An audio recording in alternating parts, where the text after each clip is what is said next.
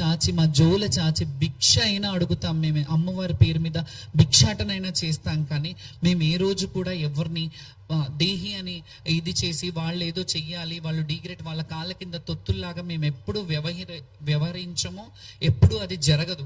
మేము ఎవరినైనా మమ్మల్ని అందరూ మా చేత బొట్టు పెట్టించుకుంటే బాగుంటుంది, అమ్మని ఈరోజు ఆషాఢంలో మమ్మల్ని పిలిపించుకొని మా గుమ్మం గడిగించుకుంటే బాగుంటుంది, మా కడప గడగండి, మా ఇంట్లోకి వచ్చి బియ్యం పోసుకోండి అని మమ్మల్ని ఆడపిల్లలుగా భావించినప్పుడు, మమ్మల్ని తెలంగాణ ఆడపడుచులుగా భావించినప్పుడు మీకేంటి బాధ? మీకెందుకు? మీరు ఎక్కడ మీరు ఇదవుతున్నారు? మీకు ఏంటి అంటే నేను ప్రొజెక్ట్ అవుతున్నానని అవుతే నా ఒక్కదాంతో కదా సమస్య. చాలా మంది ఉన్నారు, వాళ్ళని ఎందుకు అక్కున చేర్చుకోవట్లేదు మీరు? నేను అందరి గురించి కదా అడుగుతున్నా, మా శివశక్తులను కూడా అంటున్నాను. మీరు మాట్లాడేటప్పుడు కొంచెం కూడా మీరు విఘ్నత కోల్పోతున్నారు ఎందుకు? మీ అందరి గురించే కదా నేను మాట్లాడుతున్నాను. నేనేమన్నా ఈ మాట్లాడిన మాటలు, నాకు పిల్లలు ఉన్నారు, నా కొడుకులు ఉన్నారు, నాకు ఫ్యామిలీ ఉంది, వాళ్ళకి సంపాదించిపోతానా నేను మూట?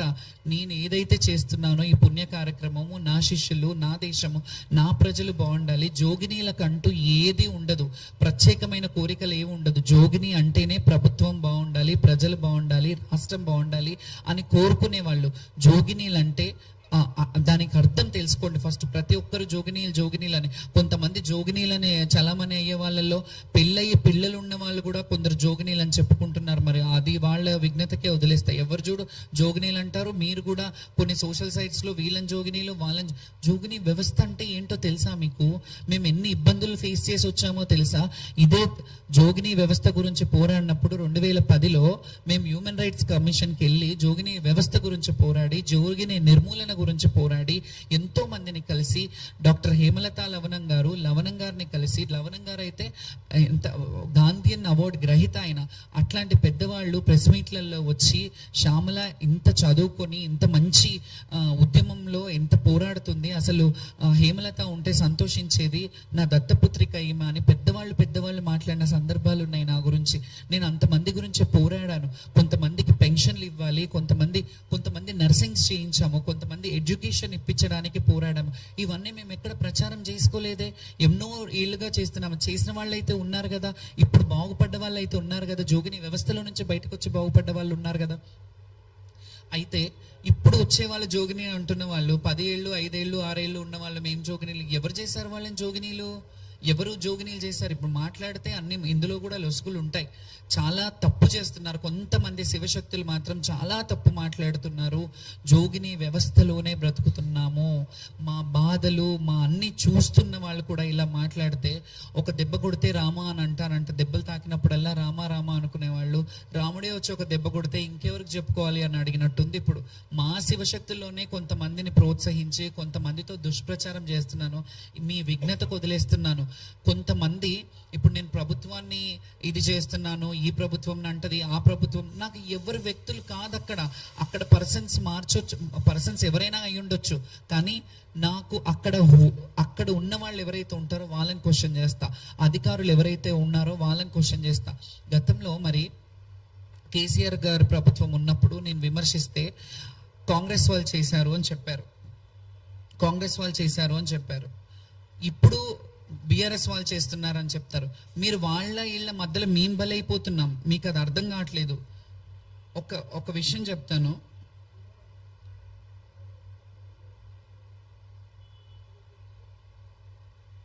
గత ప్రభుత్వంలో నేను విమర్శించినప్పుడు, ఇప్పుడు అంటున్నారు కదా ప్రభుత్వాన్ని విమర్శిస్తున్నప్పుడు, ఇంతవరకు వచ్చాక నేను కూడా మాట్లాడాలి. ఎందుకంటే ఇన్ని రోజులు నోరు మూసుకున్నాను. ప్రతిసారి బుజ్జగిస్తారు, పంపిస్తారు, ఏమంటారు, చెప్పుతో కొడతారు, ఊరుకో అని అంటారు, ఇవన్నీ చేస్తారు. మేము కూడా చెప్పాలి. ఇది ఇండియన్ నేషనల్ కాంగ్రెస్ వాళ్ళు బీఆర్ఎస్ పార్టీ ఉన్నప్పుడు వాళ్ళ సోషల్ సైట్స్లో పెట్టుకున్నది. ఏమని రాశారంటే, బంగారు తెలంగాణ అంటే మీ నలుగురేనా? బోనాలు తెస్తుంటే జోగినికి ఇంత దారుణంగా కించపరుస్తారా? తెరాస పాలన మహిళలకు ఇంత ప్రాధాన్యత ఉందో అని చూస్తే అర్థమవుతుంది అని చెప్పి నా కంటతడికి సానుభూతి చూపించారు. అదే పార్టీ ఇప్పుడు మీరున్నారు ప్రభుత్వంలో. ఈ మాట మీరు అప్పుడు అన్నప్పుడు ఇప్పుడు మా బాధ కదా, ఇది రాజకీయమా? మీరు ఎందుకు రాజకీయం చేస్తున్నారు దీన్ని నాకు అర్థం అవ్వట్లేదు. అప్పుడు వాళ్ళు ఏమన్నారు, కాంగ్రెస్ వాళ్ళు ఇది చేయిస్తున్నారని వాళ్ళు ఉన్నప్పుడు అన్నారు. మీ ఇద్దరి మధ్యలో మేము నలిగిపోతున్నాం, మీ పార్టీల మధ్యలో మేము నలిగిపోతున్నాం. మాకు మీతో వచ్చిన లాభం ఏమీ లేదు. మీరు ఇచ్చిన డబ్బులు మేమేమైనా తీసుకొని బ్రతుకుతున్నామని కాదు. ఇంకొక విషయం చెప్తాను, ఈ డబ్బుల విషయం వచ్చింది కాబట్టి, కొందరు ఏమన్నారు, మీకు డబ్బులు ముట్టలేవా లేకపోతే ముట్టినాయా, డబ్బులు ముట్టనందుకు మీరు ఇలా విమర్శిస్తున్నారా ప్రభుత్వాన్ని అని అన్నారు. మీకు ఎన్ని ముడుపులు ముట్టితే లోపలికి వెళ్ళేసి డబ్బులు తీసుకొని బయటకు వచ్చి మీరు ఇలా డాన్స్ ఆడారు అన్నారు. లోపల ఉన్నది ఇప్పుడు ప్రస్తుతం ఉన్న మంత్రివర్యులు పొన్నం ప్రభాకర్ గారు అండ్ తలసాని శ్రీనివాస్ యాదవ్ గారు, అక్కడ ఉన్న ఒక ఐపీఎస్ ఆఫీసర్ ఉన్నారు, వాళ్ళు ముగ్గురు ఉన్నారు కదా, వాళ్ళు కదా సీసీ కెమెరాల సమక్షంలో ఉంటాం కదా, ఏది పడితే అది మాట్లాడేస్తామని అంటారు కదా. నాకు ముడుపులు ఇచ్చినట్టు అంటే వాళ్ళు లంచం ఇచ్చినట్ట, వాళ్ళు ఇచ్చారని మీరు ఏమైనా ప్రూఫ్ చేస్తారా? ఎక్కడ తెలుసుకొని మీరు మాట్లాడారు? ఏం తెలుసుకొని మీరు దాని మీద విమర్శించారు? ఇప్పుడు మాకు లంచం ఇచ్చినట్టు అంటే ఇప్పుడు మంత్రి గారు మాకు లంచం ఇచ్చినట్ట, మేము లంచం తీసుకున్నట్ట? ఏం మాట్లాడుతున్నారు మీరు? డబ్బులు ఎక్కడి నుంచి వచ్చింది? దీన్ని ఎందుకంటున్నానంటే ప్రభుత్వం వాళ్ళు ఖచ్చితంగా ఈ సోషల్ మీడియాల పైన ఒక కొరడ జులిపించాల్సిందే. ఎందుకంటే ఇష్టానుసారంగా కొన్ని విషయాలలో వ్యక్తిగత హననం చేస్తున్నారు. మా వ్యక్తిగత జీవితాన్ని వాళ్ళు బహిరంగం చేయాలి, ఏదో చేస్తే వాళ్ళు యూట్యూబ్ ఛానళ్ళల్లో పెట్టుకొని మా వీడియోలు పెట్టుకొని డబ్బులు ఆశించి మా బతుకుల మీద మీరు క్యాష్ చేసుకుంటున్నారు, మా బతుకులను మీరు లాభంగా మార్చుకుంటున్నారంటే మీకు సిగ్గు అనిపించట్లేదా? అట్లాంటి మాటలు అడిగేటప్పుడు ఖచ్చితంగా దీని మీద తీవ్రంగా ఖండించాలి. నేను సామరస్యంగా ఉన్నాను. నేను ప్రభుత్వం మాట్లాడంగానే వాళ్ళు మారుబోనాలు చేపిస్తాను అన్నప్పటి నుంచి నేను సైలెంట్ అయిపోయాను. నేను ఏం మాట్లాడలేదు, వచ్చేసాను. సోషల్ మీడియాలో ఏవైతే దుష్ప్రచారాలు చేశారో ఇందులో కొంత అధికారులలో కూడా కొంతమంది కావాలని వాళ్ళని పిలిపించుకొని మాట్లాడి యూట్యూబ్లలో వేయించారనే విషయం నాకు తెలిసింది. దాన్ని కూడా క్లారిఫై చేస్తాను నేను ఖచ్చితంగా. ఎందుకంటే వాళ్ళ మీద బురద పడ్డ బురదని తుడుచుకోవడానికి మమ్మల్ని విక్టిమ్ చేశారు. ఇక్కడ మా మీద రుద్దుతున్నారు ఆ బురద. వాళ్ళు క్లీన్ కట్గా ఉండాలని చెప్పి మమ్మల్ని నోడల్ ఆఫీసర్ని వేశారు. నోడల్ ఆఫీసర్ దగ్గరుంటే నా మాటే వినట్లేదు, పాసులు ఇవ్వట్లేదు. పాసులు ఇస్తామన్నారు, ఒక 5 మందిని తీసుకెళ్ళండి, మీ 5 మందికి మేము వదులుతాము అంటే మేము అన్నాం ఫెమిలియర్గా ఉన్న వాళ్ళ వచ్చేప్పుడు ఇబ్బంది అవుతుంది కాబట్టి మీరు కొంత రక్షణ కల్పించాలి, మా బోనాలు మంచిగా తీసుకెళ్ళాలి అని అంటే సరే అని చెప్పారు.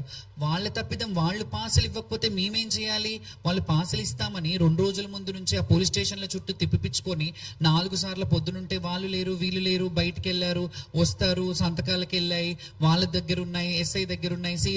ఇవన్నీ మీరు కదా చెప్పింది, మేము అడగలేదు కదా. మీరు ముందు మమ్మల్ని పిలిపించి మీరు కదా మీటింగ్ పెట్టింది, మరి మీరు కదా దీన్ని సంజాయిషి ఇవ్వాలి. సోషల్ మీడియాలలో వస్తున్న అవాస్తవాలని మీరు కదా చెయ్యాలి. నేను సామరస్యంగా మాకు జరిగిన అవమానం గురించే మాట్లాడాము.